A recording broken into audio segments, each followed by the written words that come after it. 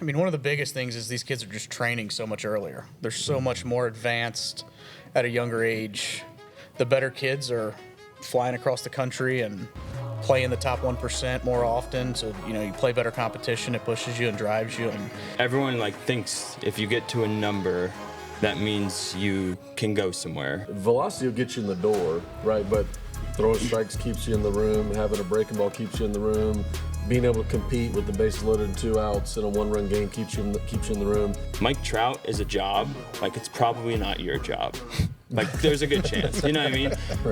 But who are you when the lights come on and it's time to play the game? Are you the dirtiest player on the field? Are you embracing your role? Are you moving a runner, getting a bunt down? There's a good chance the dirtiest player on the field didn't leave when he hit 7th. But that rapid player development, and I say this all the time, McDonald's is open because people want it now. Thanks for joining us today. We'll see you again next time. Oh, peace. Oh, right on time. And cut. Welcome back to Live at the Show. My name is Jake Robbins, former Major League Baseball pitcher, joined today with Zach Remillard, big leaguer with the Chicago White Sox, and Collin Thacker, current GM of Showcase Baseball Academy and coach of the 2029 Bolts national team. Thanks for joining today, guys. Mate, good to be here. Thanks for having me. Hey, absolutely. Yeah. I'm excited about today's show.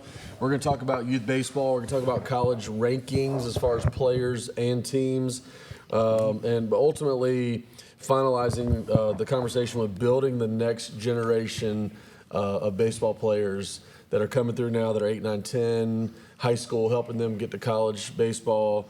And so let's kick it off today and talk about the current state of youth baseball here in Charlotte, North Carolina, and all across the country. Collin, you're on the front lines. You coach the 2029 Bolts national team. They've been number 1 in the country for 2 or 3 years. What's different about today's kids than 5 years ago? I would say that, one of the biggest things is these kids are just training so much earlier. They're so much more advanced at a younger age. Pitchers are throwing harder, hitters are hitting the ball farther. And it just kind of comes back to, obviously, the training piece. They have access to more technology. The stuff that a lot of these kids have and do on a weekly basis is what a college kid did coming through whenever I was playing. So I'd say that's probably the biggest piece, and the better kids are flying across the country and play in the top 1% more often. So, you play better competition, it pushes you and drives you and kind of keeps building on that. Right. Exposure versus development, the access to information doesn't always equal development, right? It is instant feedback, but too many families chasing tournaments or chasing numbers versus true development in baseball before a foundation is built. You want to add to that, Zach? Yeah. For me, there's this obsession with measuring up. So everyone thinks if you get to a number, that means you can go somewhere. And I think what people don't realize about data is it's data tells a story, and it's just not one data point. 90 miles per hour on the bullpen mound and when your lessons from a high school kid is a different world when you get to the big leagues, because metrics across the board, if you actually took a deep dive at what the actual data and the story tells, you would see that this outlier at the big leagues that throws 90 has this crazy other outliers that are off the charts that make him, I don't know, tougher to pick up. Maybe it's release height, maybe it's just different angles, but there's a reason that he does really well. And if your kid throws 90 and he throws 90, you're not the same player. And I think people try to strive toward having this non-negotiable I am good enough. And I think data can give you some feedback, but I think if you're not the total package, it feels good, but it's not true. If that makes sense? No, I agree. The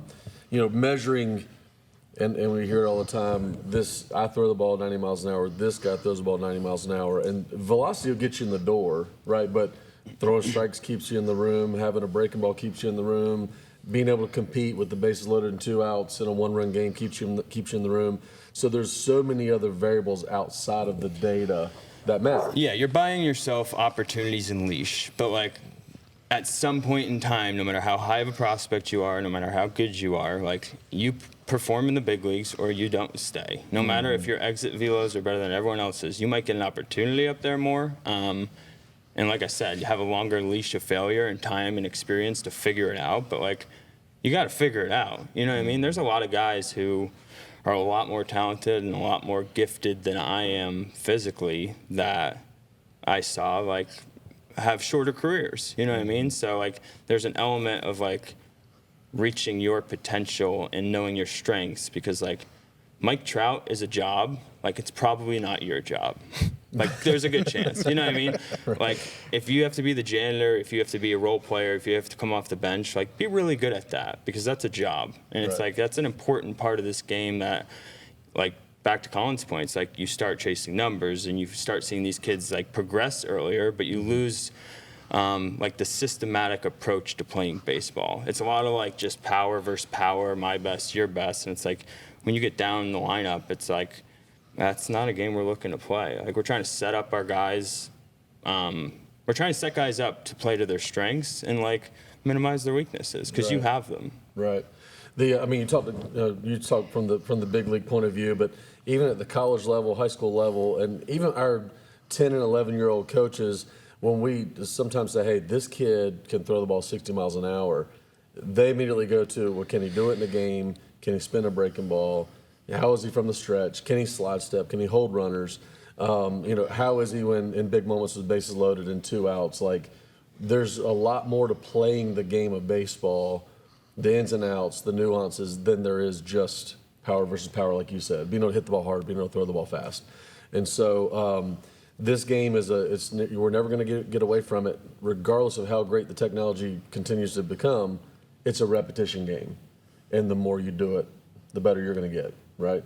So with that, we use TrackMan, we use Repsodo, we use HitTrax, but being able to compete in the moment, what would you say to that? I would say, kind of backtracking to his point in the big leagues, like that's even trickling down into the travel baseball world. Mm-hmm. The kids who are bigger, stronger, faster, like they get an opportunity, but ultimately when the lights come on, do they perform? And if they don't, then then next thing you know, they become a role player on that top team, and they don't like it. Then they kind of jump around and all that stuff. So I think it's being a gamer is kind of one of the most important parts. Have the intangibles, have the ability, have the metrics, and all that's good. But who are you when the lights come on and it's time to play the game? Are you the dirtiest player on the field? Are you embracing your role? Are you moving a runner, getting a bunt down? Doing the little things that might not be fun, but it helps your team win ball games. Right. So I think that's one of the most important pieces. Yeah, I feel like I could take that 100 directions, but like there's a good chance, and I mean it's a blanket statement, so you could probably find me false, but like there's a good chance the dirtiest player on the field didn't leave when he hit 7th. You know what I mean? Like that guy probably like went through some adversity, stuck it out, and became like resilient. You know what I mean? Like, and to become resilient and to persevere, you have to endure hard things.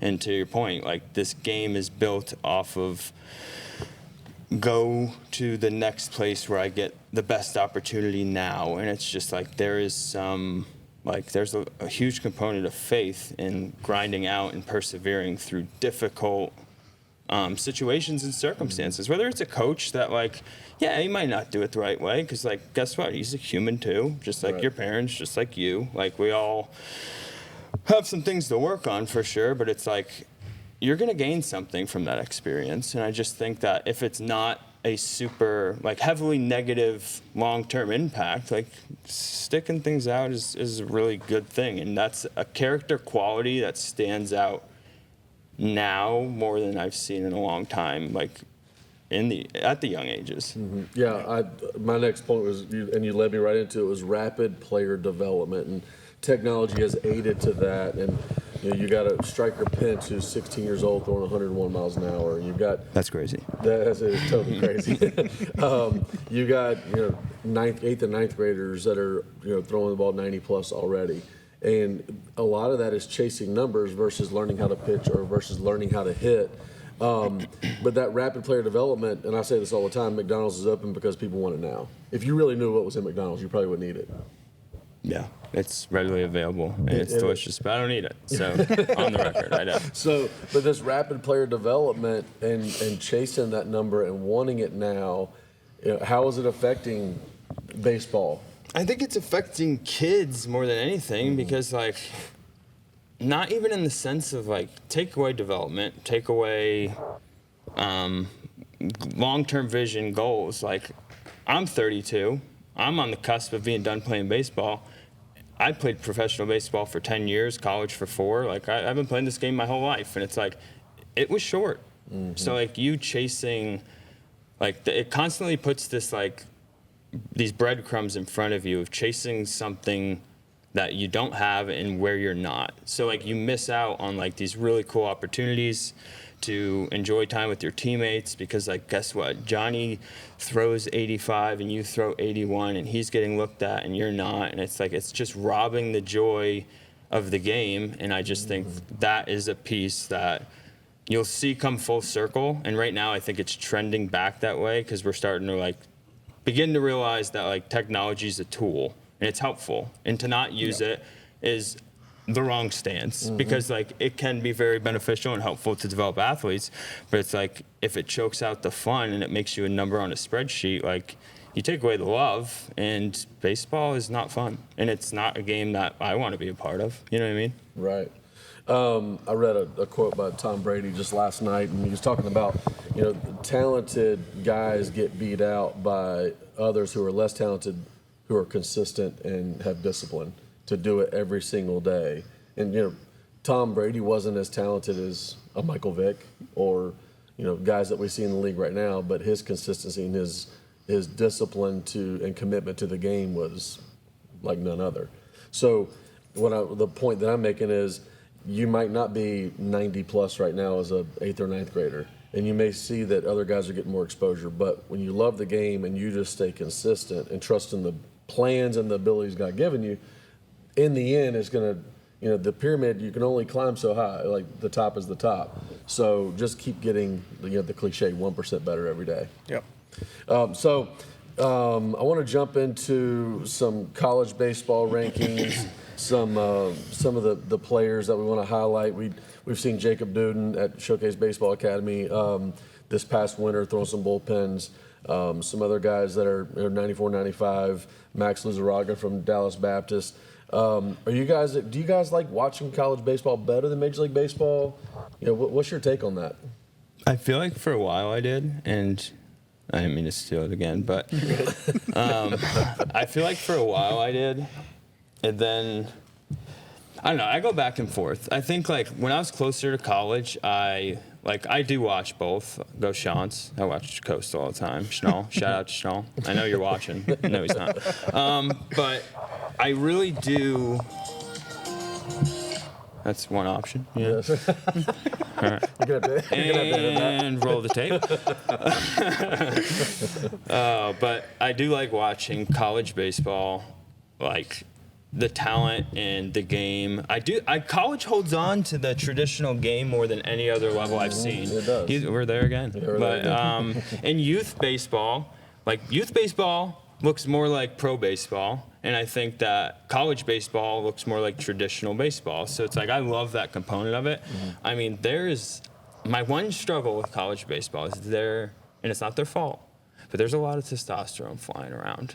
Like, I mean, you're talking about, like, punching out a guy in the second inning in a 5-run game, and they're giving it to the opposing dugout. It's like, I love the competitiveness, but, like, stay on your guys and, like, maybe, like, get some water because you got another inning ahead of you, and it's the second inning. You know, that's the one thing. I was always taught as a pitcher, get on the mound and get off the mound as fast as you can. Don't give hitters any more reason to dial in, to compete against you. Yeah. Just be the quietest guy out there. Get on the mound, get off the mound. Yeah. Do your job. And it's like, for that, like, in my perspective, like, that's just me. Like, you're not wrong. Like, have a blast. Do what you got to do. But, like, just for my watching viewer sake, like, sometimes I'm just like, man, like, I don't love when it gets a little chippy and disrespectful Like, too early. Yeah, you Tennessee know, and Wake Forest last year. Yeah, back and forth. I don't love it. Like guys, that's kind of what I loved about Coastal last year. Like they were really, like they're not always perfect, but like they really did, and they might have been chirping, but they really celebrated with their guys. I like to see like that energy be putting into enjoying moments with your team versus like sticking it to the man. You know. Right. Side note, got a little off track. What's your but- take?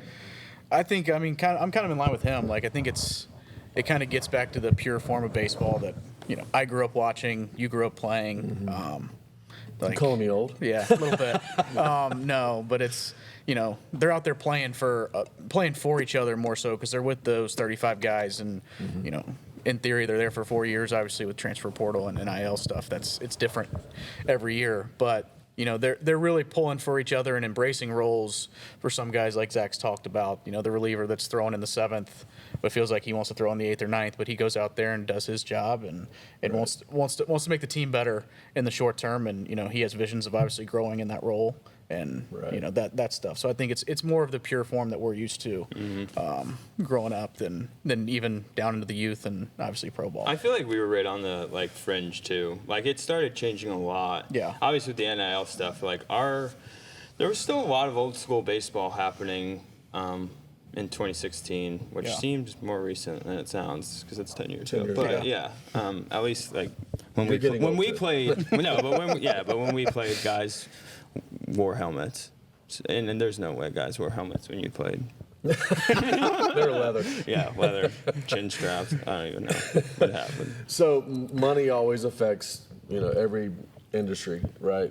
You mentioned NIL. UCLA's back at the top, preseason ranked number 1 in college baseball this year.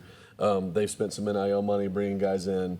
How does earning money at the college level affect student athlete versus now is seemingly becoming athlete student? I think one is you add money to an industry in that capacity. It's like you individualize it. Like you push the player's brand over the team's brand, and you're starting to create an individualistic environment. And I just think for kids that age, like what college did was like allowed you to be on your own for the first time and lean on people and do hard things together. And back when we played, like you obviously couldn't transfer to another school, so like you had to stick out some hard things and be there for some guys in tough situations. And I think relationally it changes a lot. And it's probably my biggest takeaway. But Yeah, no, I think one good piece of it is, college baseball is becoming a revenue sport for the NCAA. So I think we all agree that's probably a good thing. But I still, even in college baseball, I feel like different from football and basketball, those college coaches are still going out and they might be paying this guy a certain amount of money, but they're still trying to go get the right guy. I feel like football and basketball gets more into a bidding war. At least the information's more readily available. But I feel like from a baseball standpoint, those college coaches are still going to get the right guy that they see being there for 2 to 3 years until they get drafted or whatever happens. Yeah, I think you find a lot of college coaches now that play the game like you adjust to the industry and like they love what they do for the right reasons, but they have to do this element of the job that they probably still wish was different. Like I don't know, like it's like adapt or die. You know what I mean? Like if you just hard head it and just be like, no, I'm not doing it. It's like you probably get left behind. It's like. Right. So like they play the game, but like I do think these college coaches like still have a desire to keep the game pure and enjoyable and like keep the college game, if that makes sense. I don't think any of them have a ton of interest in doing the old like pro ball model, if that makes sense. Yeah, the 34 scholarships.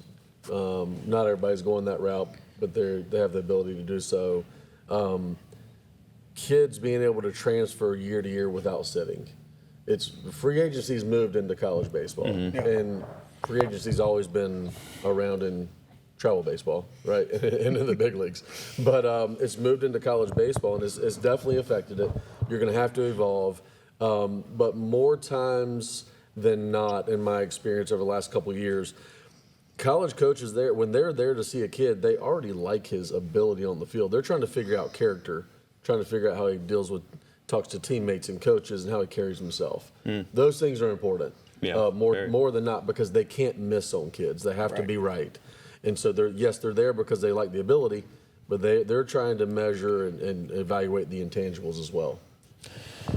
Yeah, I think that goes back to the point of like, you're probably not Mike Trout. Like, there's a lot of guys who are really good, and every level you advance, whether it's like 12 to 13, whether it's high school to college, and so on and so forth, it's like the gap like lessens. Yeah. And the intangibles become more evident and important, because like as you move up in this game, like you get exposed quick by a high level of baseball. And it's not because you're not good enough. Like on paper, on the computer, like you do a lot of the same things these guys are doing, but like they do it in their sleep. You know what I mean? Like they are so refined and aware and slowed down. I think one of the biggest things you see with kids is like the intangibles is like the game clock, like the internal clock of like catching a ground ball, like knowing where that runner is without ever looking, like even if the guy's different speed than the previous guy, like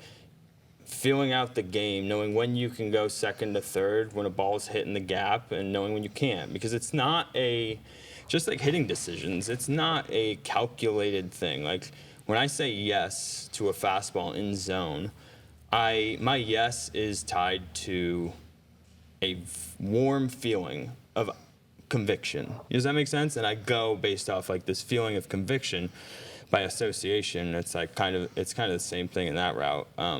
Just developing the intangibles that the game becomes instinctual. Mm-hmm. And I think that's something that goes back to our first point of like, analytics doesn't do that for you. It just measures you. It doesn't teach you to feel love and know and like dance with this art form that still exists. Like art, it's never going away. Right. Major League Baseball, they've even talked about reducing the draft rounds down to 10, which is going to keep more guys in college baseball. And at home. That's correct. Taking the money from their college institutions versus previously, in previous years, they would have opportunities to go play pro ball. And there's seemingly less and less. They've reduced teams in the minor leagues. They've reduced the number of draft rounds, and they're seemingly going to do it again. So, how does that – college baseball is about as good as we've ever seen it, and it's going to continue to become more competitive at the higher levels. Yeah, I hope that, like I said, I hope we persevere and hold on to the integrity of the game. But like you see it with pro ball, like it is not to like. There's no owners to bash. There's no fingers to point. There's decisions that are made. Like baseball operates as a business. If it wasn't like super profitable, like it wouldn't exist. You know what I mean? Like someone's doing it because it makes a lot of sense financially for them. Right. And the more that trickles down, it's like you were saying in pro ball, it's like we want wages higher for minor leaguers, and like, well, we just lost 15 jobs. So now like rosters in the minor leagues are, instead of being 180, are like 165. So it's 15 guys that like no longer are playing baseball. And then you cut the draft down, and like, sure, it builds up probably some independent ball stuff. I know Mexico's benefiting with getting a lot of good players over there and winter ball and all that stuff. But like, in terms of like playing the game, like it's not like if you don't get drafted in the first round or whatever, like you're not making, like it's not a living. Like it is risk reward. Like you're doing this and it doesn't have to pay off. Like you can get another job after, but like it's your dream and you're doing it. And the reason most people don't do it is because it's hard. You know what I mean? And it's like the more opportunities you take away, you're like you lose a lot of guys who there's a lot of guys now that would fall through the cracks that wouldn't have a few years ago, just because like there's less dreamers getting opportunities. For sure. I'm looking at the top 20 in college baseball preseason rankings, and They're all Power 5 except for Coastal Carolina. Sean's doing a pretty good job down there. Go Sean's. Yeah. No, I know they had a good team in 2016. They won the national championship. I batted fourth, so that was cool. But no, seriously. They put the leadoff guy forward? It started. This is different. No, that was it was different times. Different Our field, Remillard back honestly, yeah, as a recruiting point, if you want to hit 19 homers in a good field to hit, like that's your place. Right. But no, I think like that's a cool testament to that goes back to Gilly, like Coach Gilmore. In 2010, they had a team that like was probably the most talented team in Coastal history, and people are gonna be like, oh, whatever, like, and kids on my team are gonna be texting me, being like, if they're watching this, but they'll be texting me and being like, hey, we were the best team ever. It's like, no, we weren't. Like that 2010 team had like Tommy LaStella, Scott Woodward, Rico Noel. I forget who else is on that team right now. Like David Zappel. Like, I mean, you're talking about like second, third, like Anthony Mayo, like guys that like went early in the draft, guys that got to the big leagues, guys that played for a long time. It's like they paved the way, and we ended up having a team that really clicked and did it a little bit differently, and we ended up winning the national championship. But like Gilly planted, that 2010 team planted a foundation to host a super against South Carolina that set us in a different direction. And then we capitalized on it, and then this year they took another huge step because when like before we got to Omaha, and not to be long-winded, but it's kind of what I do. Like before we got to Omaha, I just remember so many people being like, yeah, like you won a regional, yeah, you like, and then we get to Omaha and they're like, wow, that's amazing, and then we win it, and they're just like, Coastal will never get back to Omaha. That was impossible. That was a fluke, and it's just like, look at us, yeah. And it wasn't the next year with the same team. We were all gone. It's a new group of guys rebuilt from the ground up, and like with a coach that took over Gilly's position, and like that's a special program. Like that's proof in the pudding, and it's just like there's no arguing with it now. Right. It's simple. He wins. Yeah, he wins. Yeah.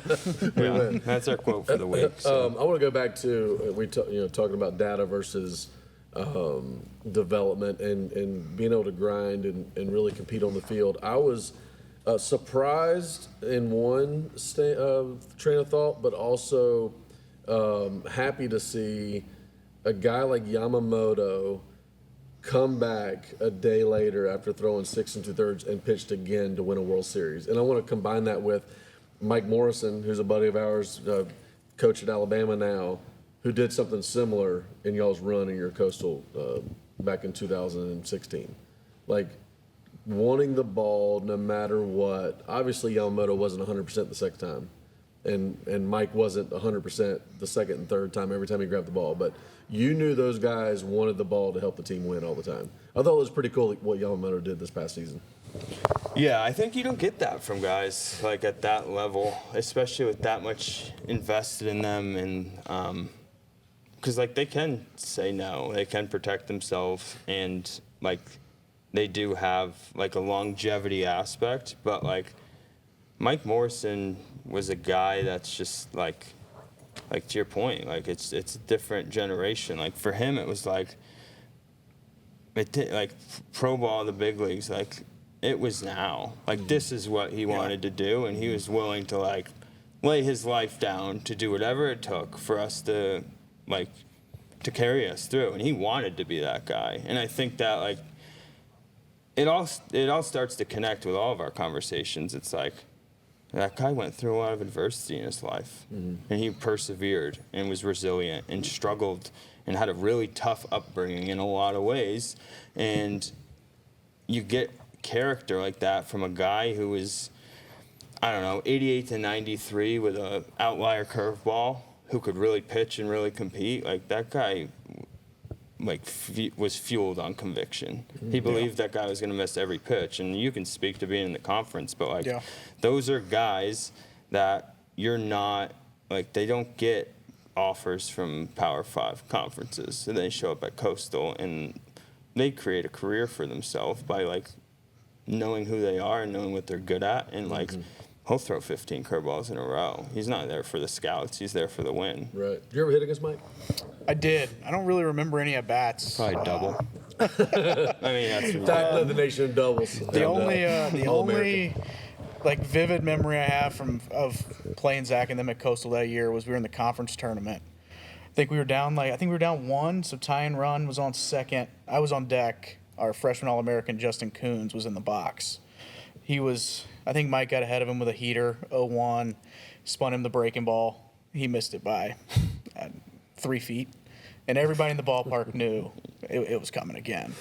And he took it for strike 3 down the middle, ended our season. Obviously, Coastal goes on and wins it. But we were, two hits away from at least making them go through the losers bracket in the conference tournament. But one thing that stands out to me, playing them 4 times that year, I think we went to your place that year, is just the culture seemed different playing them. They were truly in the moment. Obviously, everybody knew that they had 6, 7, 8 draft picks on that team at the time. But obviously, following it through and watching them win the College World Series, it wasn't a surprise to us. Just because you could tell that they played the game different than most people, and we played UNC that year and other big schools, but just how they competed in the moment, and it truly, you could tell it was everybody. They were pulling for that team. They didn't care about the pro ball opportunities at the time, and speaking to Mike, he wasn't thinking about the pro ball level in Omaha. He wanted the ball every game. Right. Yeah, he would have left his arm there. Yeah. If you said you could win this game or pitching pro ball, he would end his career. Mentality right over mechanics. Yeah. I say it all the time. Mentality over mechanics. I feel like and I don't, like I said, I don't know everyone's viewpoint, but does that even sound good to kids anymore? Because to us, it could make a grown man cry. You know what I mean? You sit there and listen to that story, and it's man, that's what it's all about. And the kids are probably a lot of kids, the perspective that they've been handed is just he threw 88 and he was good. You know what I mean? And it's just right. Yeah, it was special. It really was. No, I would look back and I saw an evaluation sheet. I went to a camp at UNC Charlotte as a junior and I was 81. I wouldn't been on a 4th team at some of these travel organizations, Yeah. And then at 17 made a little jump, and at 19 made a little jump, and at 21 made a little jump, and I wanted to play. Mentality was there, and so if you were going to offer me the ball, I was going to take it. And at one point in my career, I went to my manager and said, "Give me the ball. I want the ball to win." But we need that mentality. Can we develop that mentality? Because that mentality needs to be in kids, in human beings, on the field, off the field, in relationships, in every area of your life. You should want to win and have that mentality. I guess that's for me, that's the point. That is that's the point is if you guys, a lot of these kids, if they develop that mentality, you would far exceed what we did. A lot of these, there's kids that come in right now. And I might be going to spring training. I played in the big leagues the last couple of years before I got hurt, and it was and they this 17-year-old has got better bat speed than me. I'm well, I'm okay. This guy's better than me. I'm just gonna go hit in this corner here. Right. But there's some special players out there that have a lot of potential, but it won't happen until they value it. If you personally value and believe that it's important, I think you can develop it. But no matter how much you teach it, it's just words. It's just passing through. It's like cars passing on the highway. It's until they perceive it as important, it will not be prioritized. So I think a lot of us would love to share that and develop that, but it requires a receptibility. You know what I mean? Right. You can't force it upon anyone. Yeah, we try to teach life lessons at Showcase. We use the acronym GROW. Put God first, show respect to others, be optimistic, and work to win. Right. So we always want to be growing. The development isn't linear a lot of times, and I think where the old adage that good times create weak men, weak men create tough times. Again, tough times will create stronger men. You know, that circle of life.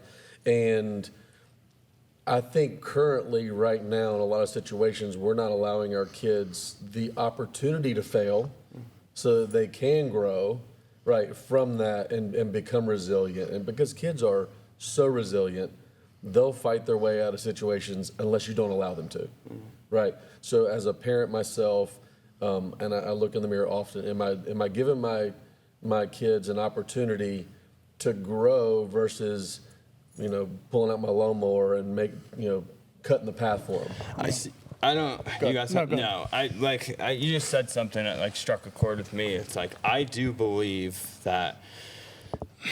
it starts with the parents. Like I do think that like parents recognize talent in their kids and they have this valued asset in this future, and they care about their kids so much and love them so much that they think like this is the most important thing, so they protect it. And like when they're in a bad situation, I don't think it's resentment, I think it's fear. I think they're driven by fear of like messing their kids' potential.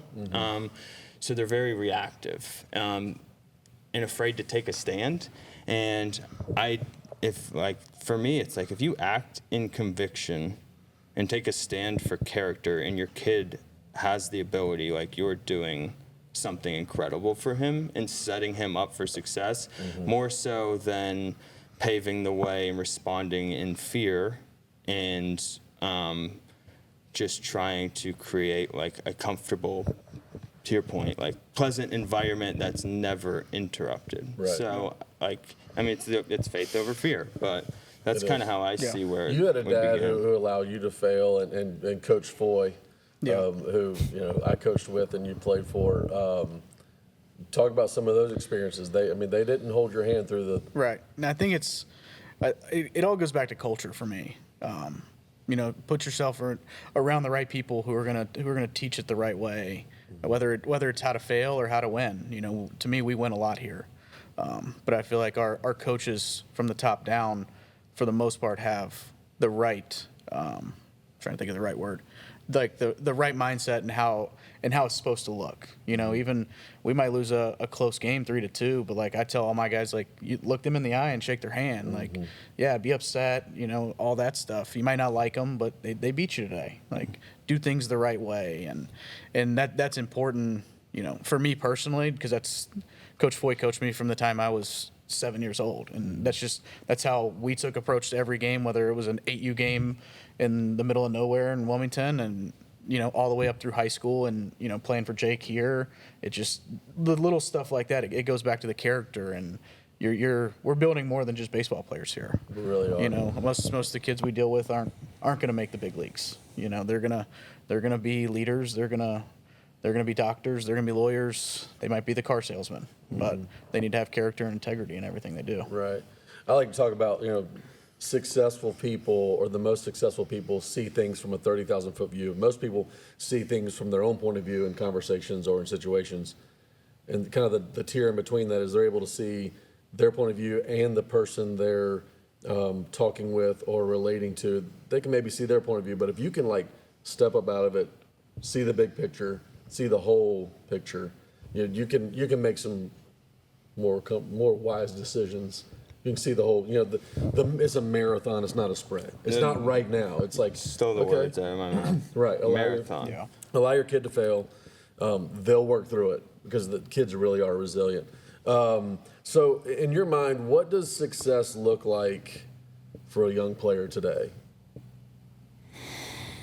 Oh, that's a good question. I think we can find ourselves like fighting back the push and being like it is like playing college baseball and reaching your potential is something to absolutely be celebrated. Getting drafted, getting signed to D5, I don't care what it is, like making your varsity team, like God cares about those things. Like it's a gift, and it's like by the grace of God you're able to do that. So like celebrate those things because they're important, but they're not like a means to an end. They're enjoyed on the journey. So like success for me is like it's always been, or not always been, but like just trying to steward and maximize the gifts that I have. Like if I can stray from comparison and stray from as much like fear and worry and anxiety as I can and be like present, enjoying. Like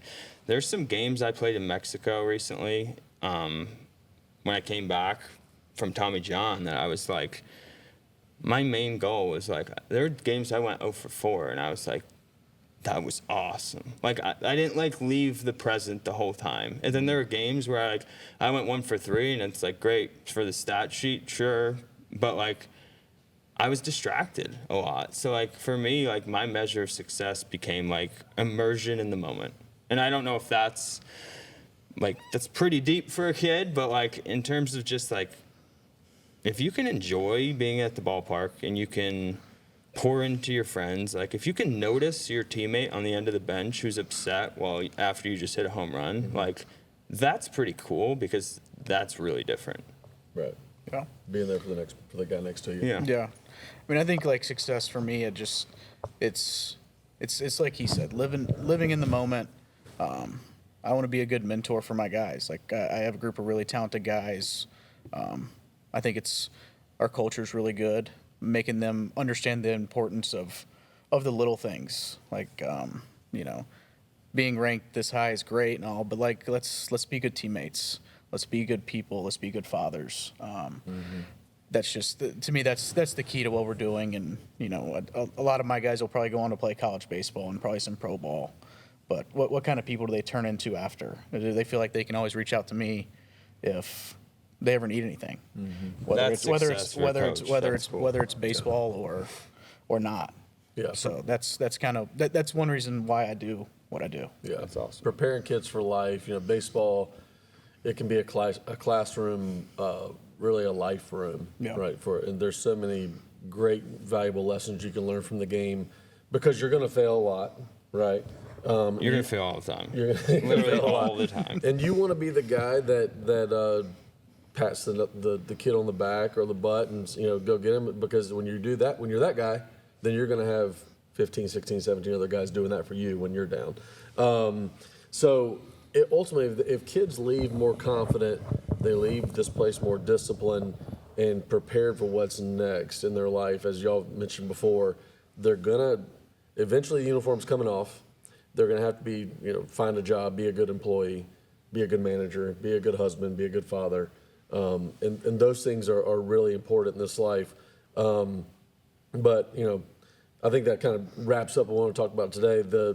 I appreciate both of you, as always. You make us be here. We get paid to be here, so that's why we're here.